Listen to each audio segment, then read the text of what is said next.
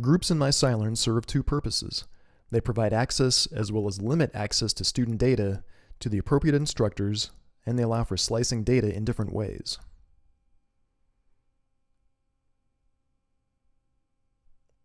Instructors will not be able to see student-level data for their classes unless they are assigned to at least one group.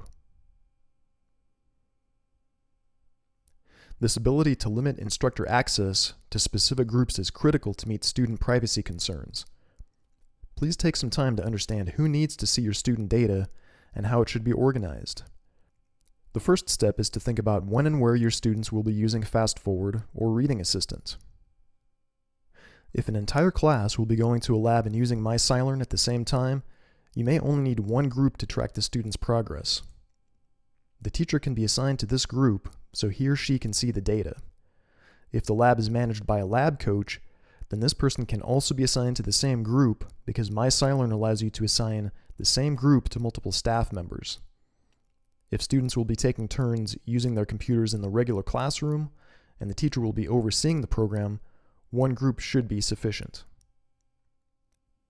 If students from different classrooms go to the lab throughout the day, you may want to create a different grouping strategy. The same students can be placed in multiple groups for tracking purposes.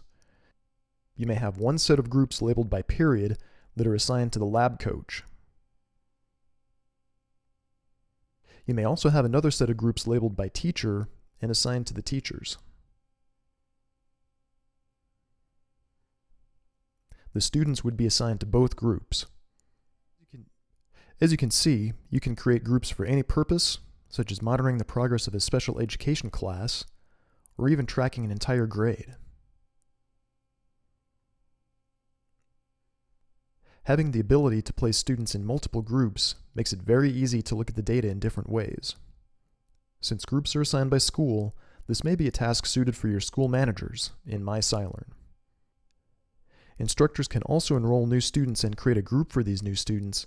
However, instructors do not have access to the roster of existing students or groups. It's important to remember that you may not know exactly how you'd like to build your grouping strategy. This can always be changed later if you find that you'd like to make changes.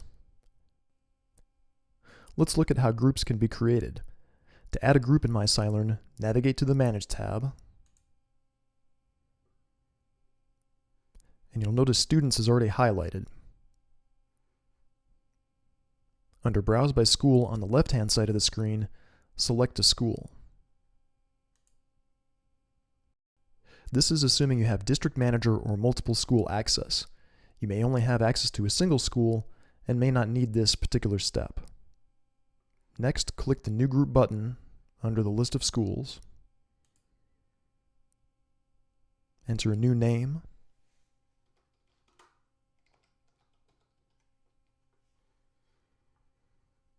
And click Add New Group.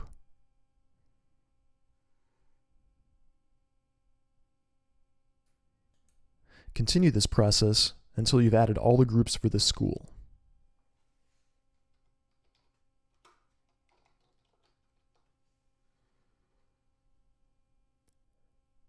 Next, check the students who will be assigned to a group.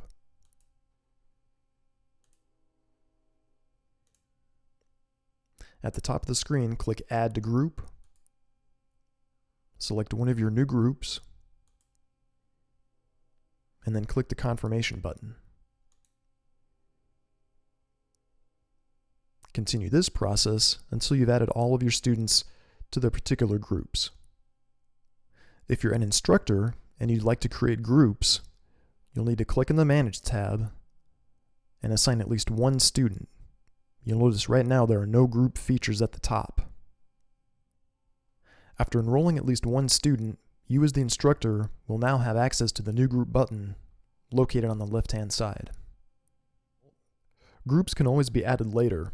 However, adding the groups in the beginning will make it easier to assign staff and students to the groups with minimal work later on. If you're importing staff or students using a CSV template, you can designate which staff and students will be associated to the groups before uploading the template. Be sure to create the groups in MySciLEARN before uploading this template.